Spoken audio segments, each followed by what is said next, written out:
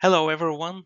Good afternoon. My name is Maarten Larmuseau. I'm a senior scientist from the Catholic University of Leuven in Belgium. First of all, I have to thank the organizers and Francesca Lafelle in particular for the invitation to talk here on this interesting symposium. I'm a biologist, and my main research is the interaction between genetic and social parenthood. And not only from an actual perspective, I'm also interested in how people in the past interacted with this issue. And so I'm very inspired by history and historical art. So why not choosing one of those historical paintings that can illustrate the topic of today?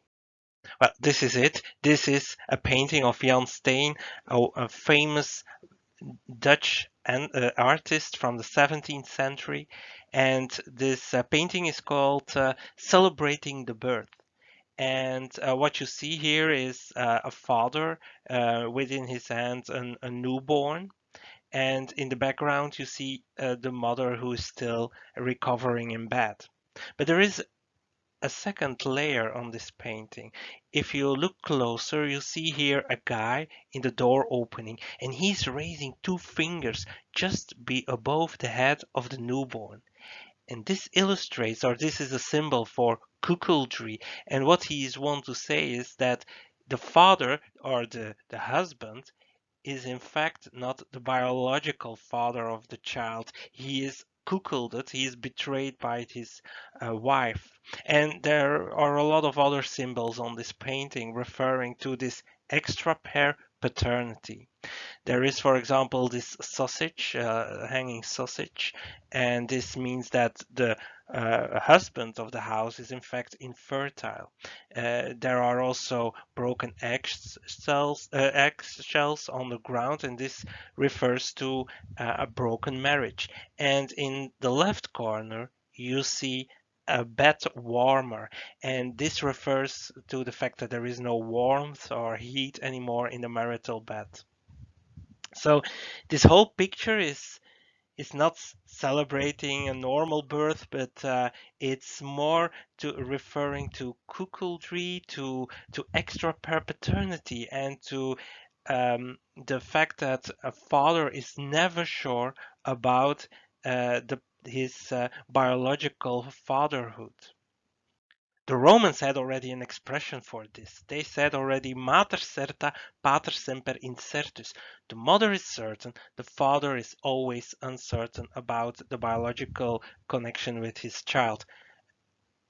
Although outside the lab, of course. But that's nowadays. In the past, this issue is already as old as humanity itself. It's in the Bible, in stories, in theater plays, in movies, and on television. It's a very popular theme, and it refers to the tension that there is always between pair-bounded species. There is in pair-bounded species there is always an intersexual competition, and this is well known and well studied in birds, in mammals, even in fish. But in humans, there is really a lack of information about this topic.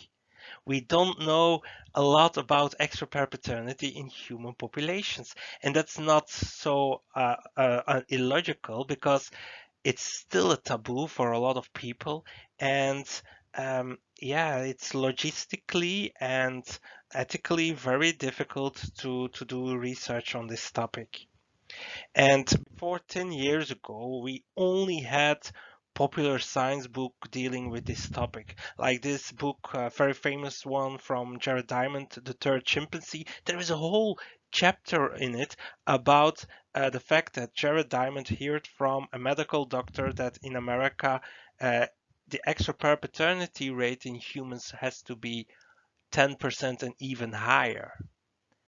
Mark Pagan, another famous biologist, wrote in his well-known book Wired for Culture that he has modeled and the reason, or he wanted to study why babies in human uh, are anonymous at birth.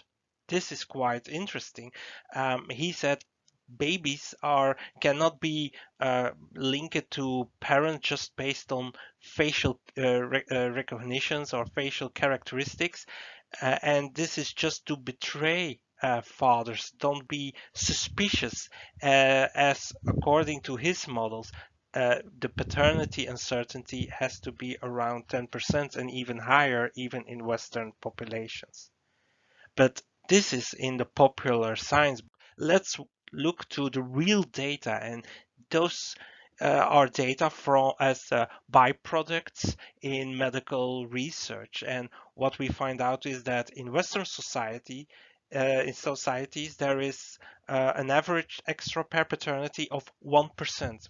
It's always in the range of 0.5 and 1.75. It's never around 10% or higher. Even if it's written nowadays still in gossip magazines and newspapers, it's around 1% in average. But 1% in average is, of course, still a lot of people. It's relatively low, but in absolute numbers, a lot of people will deal with this issue. And this is what happens when people buy an ancestry DNA test just for fun to uncover their ethnic origins, and to find some relatives worldwide. But in fact, at the same time, they can find out that there is a non-parent expected, an NPE, so-called. Their mother or their father is in fact an anonymous sperm donor and they didn't know it, but a huge amount of NPA events will be extra pair paternities. And all these communities are now on the internet. Fortunately, people can group together and can make community to inform and to connect people who are affected by such a discovery with ancestry DNA kits. But all these people, they really raised a lot of questions to our research, like extra pair paternity. Is it common across the whole population? I mean, is it 1% for the whole population, or can different and or is it different between subgroups? Is it are there specific factors that can influence the extra pair paternity rate and can introduce an extra pair paternity event? So they need more answers to those kind of research questions. And it's very difficult to do this kind of research, like I told before, because of ethical and logistical difficulties. But 10 years ago, I wanted to find a method which is less difficult to raise those questions. And that is by looking back in the past and using genetic genealogy.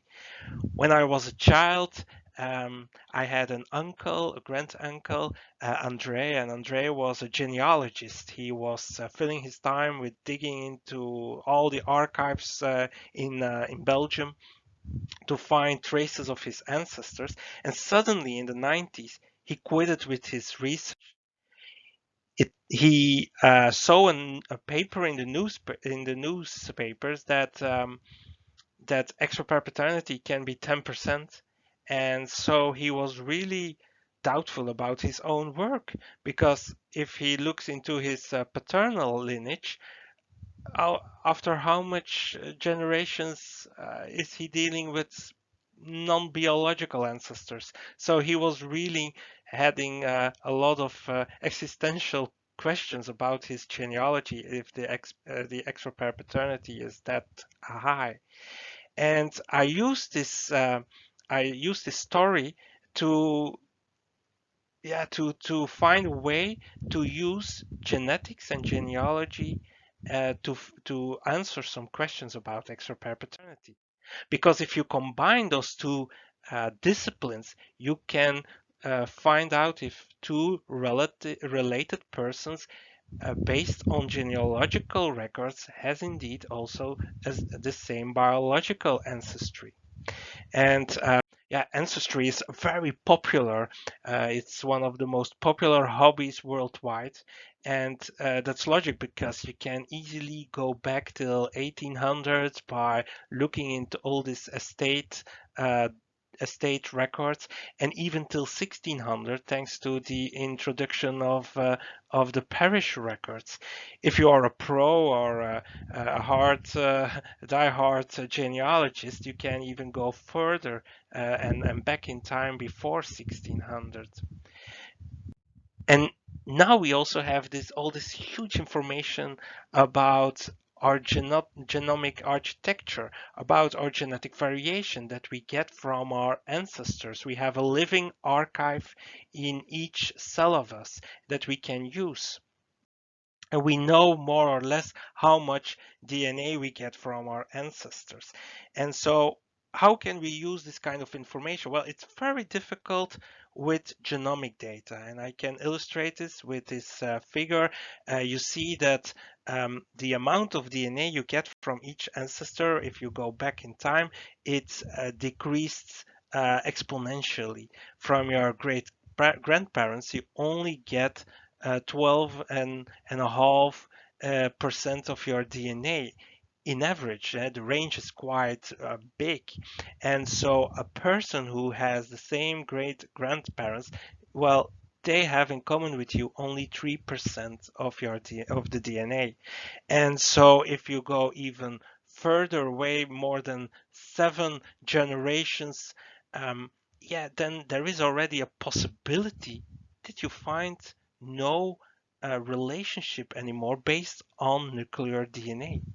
And that's because of the stochastic inheritance of genetic information in our nuclear cell. I can show this with this genealogy of myself. I am related with this person, Constant Levens, and he will become a saint in the coming years. We hope so. And I wanted to know how much holy genes I have. Well, it's expected that I still have 3% in common with him. And this is also the case for other persons who are still living today and have the same relationship with him. But if we compare each other's DNA so the living persons of the same great grandparents, well, after so many generations, it's already possible that we don't find any DNA block in common, that we don't find any relationship or biological relationship between each other. And this because of the stochastic variation or the stochastic inheritance of the genetic variation. It's not because of extra pair paternity, but just because of the stochastic inheritance. And so we need a completely other approach or another type of DNA to analyze extra pair paternity in the past if we also want to look further away than, let's say, 50 or 150 years ago.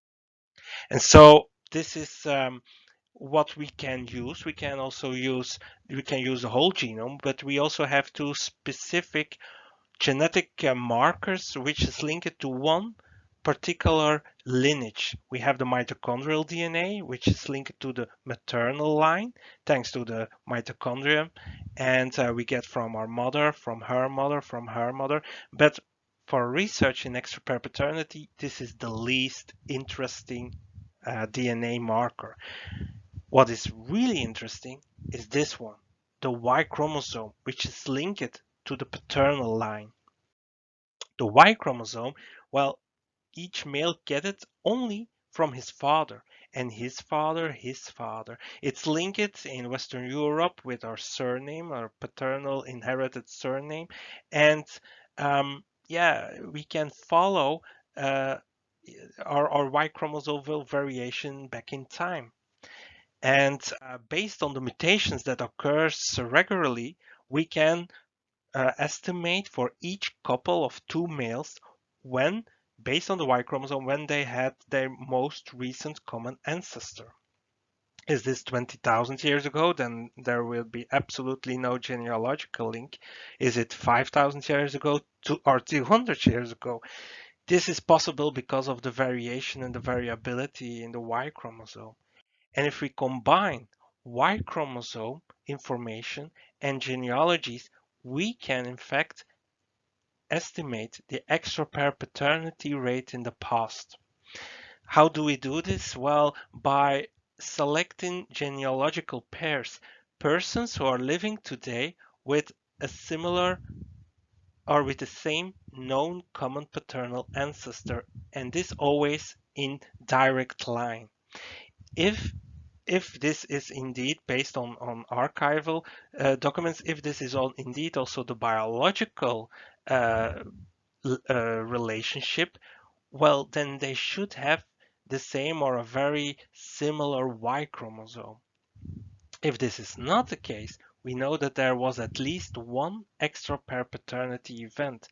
And if we analyze a lot of those couples, for example, hundreds for one population, well, we can then actually estimate the extra pair paternity rate for a population in the past. This is exactly what we started in 2010 in Flanders and in the Netherlands by collecting DNA samples from genealogical uh, pairs, males who has, based on the records, a common paternal ancestor. We did also a huge job in the archives to be absolutely sure that each genealogical connection is well supported. And then we also did the Y chromosomal analysis in the lab. And what we find out based on the first 100 genealogical pairs which were representative for the Flemish population was that the extra pair paternity rate is around 1% per generation in average for the last 500 years in Flanders.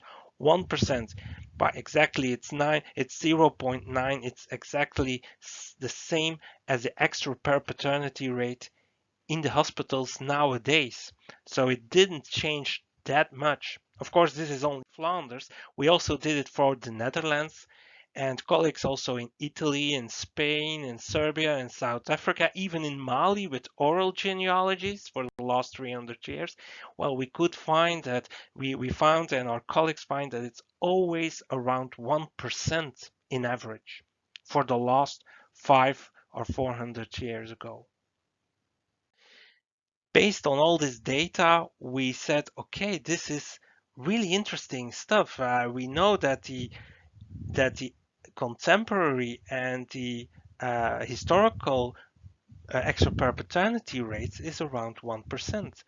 This means, especially in Western society, this means that it doesn't change that much due to modern contraceptives. It's not that 100 or 200 years ago when we didn't, our ancestors didn't have the modern contraceptives, has a much higher extra perpetuity rate. And it's in fact that cuckolded fathers should be considered rare in human populations. Of course, there are exceptions, or the variability in human populations is always quite high for those kind of studies, and especially in the Himba population in Africa, they see a much higher extra per paternity rate. But there you can already have an issue with what is the definition of a father.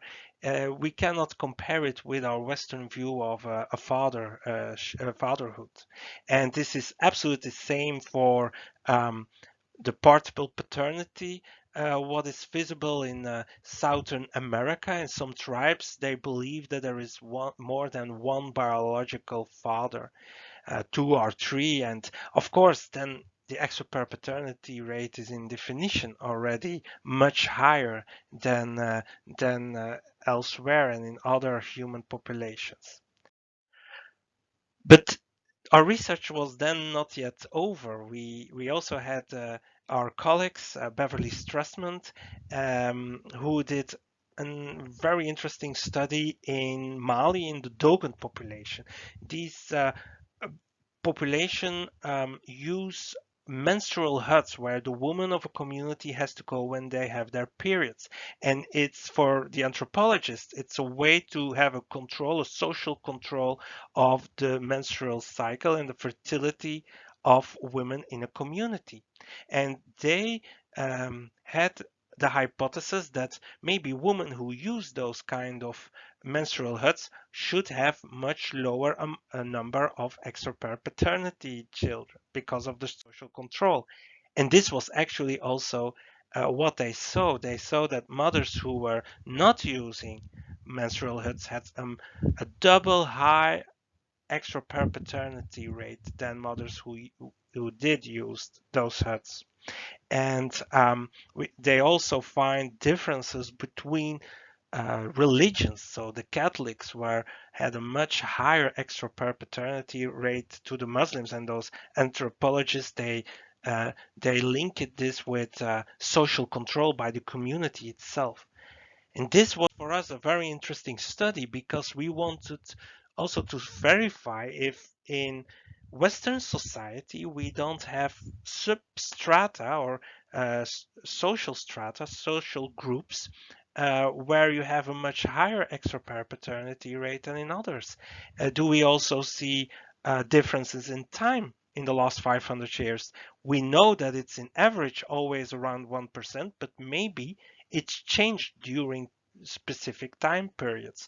It can also be different in cities where you have a much higher or in cities where you have less social control than in small communities. Maybe this has all an issue or it has an influence on the extra per paternity rate. So what we did was already looking to our own data, to our own genealogical couples. This is our biggest genealogical tree, where you see on the bottom, you see all people who are living today. And these are the colored rectangles. These are living males who are all related to one paternal ancestor who lived in the 14th century. They should have, based on the documents, they should have all the same Y chromosomal variant. And this variant is colored, or the lineage is colored in the living male, which was the DNA donor. What we see was something very special. We see that when there is an extra pair paternity, then it occurred always in a branch that started in the 18th century or just before the 18th century. It was quite more recent than in the far past, and so it's absolutely possible that there was a time or a temporal difference in extra-pair paternity.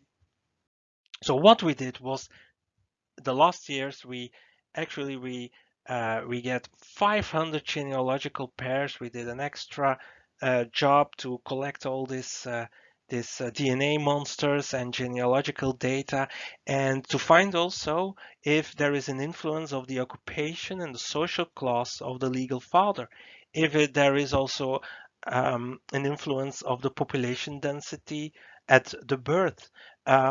We also checked if when there is a huge age difference between mother and father, if this has an influence on the extra pair paternity rate. The first thing what we saw was immediately that in the 19th century, indeed, the extra pair paternity was much higher than, for example, in the 16th or 17th century. The highest extra pair paternity rates were measured in the 19th or observed in the 19th century. And this is linked, of course, with the industrial revolution, that time period, and the urbanization we had in Flanders and in the Netherlands, where we did this research. And so it's linked with the density birthplace, and this was also a factor in our model that we could actually prove that extra pair paternity was much higher or the rate of extra-pair paternity was much higher in industrialized cities, in big cities, than in small communities and in rural areas. A second thing, and that was quite surprising, is that we found much higher extra-pair paternity in low social economic classes in the 19th century, much more than across farmers and middle and higher class families. And if we combine everything together, we saw that the extra-pair paternity rate in the big cities in the 19th centuries and in families with a low income, well, we had an extra-pair paternity rate of 6%. And this is in contrast with the rate of in with farmers in the rural areas. There we had an extra-pair paternity rate of 0.3%. So there is a huge impact of the social context. And we also illustrate this with a lot of maps and videos we made for to see the spatial temporal variation of extra-pair paternity in our region. But the main message of our paper is that the social context is really important to see extra-pair paternity, and to not because there is more adultery or infidelity in those families, because extra-pair paternity can also be the result of rape or sexual aggression or prostitution. There are several reasons for extra-pair paternity than only infidelity, but you can see that extra-pair paternity is really linked to the social context, and this is also the first results we get from people who are doing those who are doing those ancestry DNA tests. They are sometimes or often coming from families with already some social problems, and this is an extra existential crisis in those families when they found out that someone is not the dad as expected from a child in the family. And therefore, it's really devastating all the time when it's Christmas time and there are a lot of advertisements for those ancestry DNA kits, and that you can see, okay, buy a gift for dad, for mom, for brother, for sister, for uncle, for granddad. And if you know that, yeah, 1% of the people will have a very awkward result, which was not expected. Even a lot of people, and this was a paper we published a few years ago already, that people can easily buy such an ancestry DNA test as a disguised paternity test. And this is actually also happening, that people in under the name of ancestry DNA test is actually doing also a paternity test with their newborn, and it's absolutely legal if you buy those tests to analyze your newborn. So that's why I wrote last year a worldview in Nature Human Behavior to say, yeah, this ancestry DNA testing is not just recreational. This can have serious issues, and especially paternity issues, not only for anonymous sperm and egg cell donors, but also for extra-pair paternity cases. And we should have much more care about those ancestry DNA tests, and to do also much research about the relationship between genetics and um, a social parenthood. So that was my take home message, my first take home message, that it's really important to do this kind of scientific research. And we have also a tool which is genetic genealogy to study historical and contemporary extra-pair paternity rates, to find out what are the factors who can influence these rates in human populations. Those rates are commonly low. It's not a big or a high extra-pair paternity rate in general, but it's highly variable and context dependent, based on evolutionary, cultural, and socio-demographical factors. And so a focus on social and bioethical issues related to this topic is really required. So I have to thank also a lot of people, especially all the donors and all the citizen scientists who helped me all collecting this data. And I also thank Francisque as a co-author of our paper. And I thank you for your attention, and I'm happy to answer all your questions.